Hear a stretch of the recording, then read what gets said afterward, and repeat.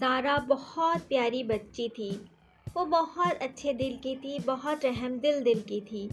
اسے بہت شوق تھا جنگل میں جا کے جانوروں سے کھیلنے کا، بات کرنے کا، ان کے ساتھ ٹائم بتانے کا۔ وہ ہمیشہ جنگل کی طرف جاتی تھی، جانوروں سے باتیں کرتی تھی، ان کے ساتھ وقت بتاتی تھی۔ ایک دن ایسا ہوا کہ اسے محسوس ہوا کہ جنگل میں کوئی ہے جو اسے دیکھ رہا ہے۔ وہ پریشان سی ہو گئی۔ بلیک کلر کی پوشاک میں ایک جن تھا جو اس کا پیچھا کر رہا تھا۔ وہ ڈر کے بھاگ رہی تھی، لیکن اچانک سے وہ غائب ہو کر اس کو اپنے ساتھ ٹاؤن میں لے کر آ گیا، اور وہ بہت زیادہ پریشان ہو رہی تھی کہ یہ کیا ہو رہا ہے۔ اس کی لال لال آنکھیں تھیں جو اسے ڈرا رہی تھیں، اور اس کی آواز بجلی جیسی چمک رہی تھی۔ وہ بہت ڈر کے کانپ رہی تھی، بہت زیادہ ڈر رہی تھی وہ۔ اچانک سے اسے پیچھے سے آواز آئی، ڈرو مت، میں تمہارے ساتھ ہوں۔ وہ بہت ہی پیاری ایک فیری تھی، بہت پیاری سی، اور پھر اس کے پاس آئی، اس کا ہاتھ پکڑا، اس سے کہا ڈرو مت۔ اس نے کہا زارا تم ڈرو مت، میں تمہارے ساتھ ہوں، یہ جن ہے، تم اس سے بالکل نہیں ڈرو، میں اسے دیکھتی ہوں۔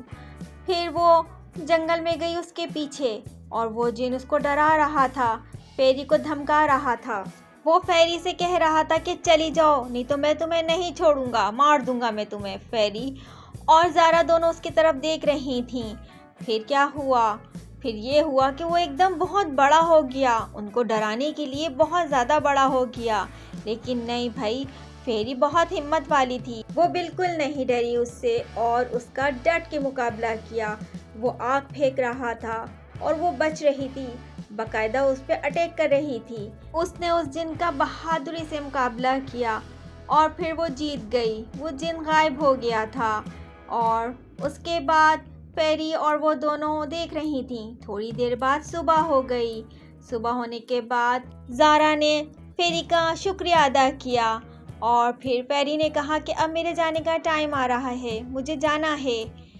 یہ کہہ کر اس نے کہا فیری نے کہ اپنا خیال رکھنا زارا۔ یہ کہہ کر وہ چلی گئی، ہوا میں اڑتی ہوئی چلی گئی۔ زارا اسے غور سے دیکھ رہی تھی اڑتے ہوئے، اور وہ جا رہی تھی، لیکن بہت اچھا کام کیا فیری نے جو اس کی جان بچا لی اس جن سے۔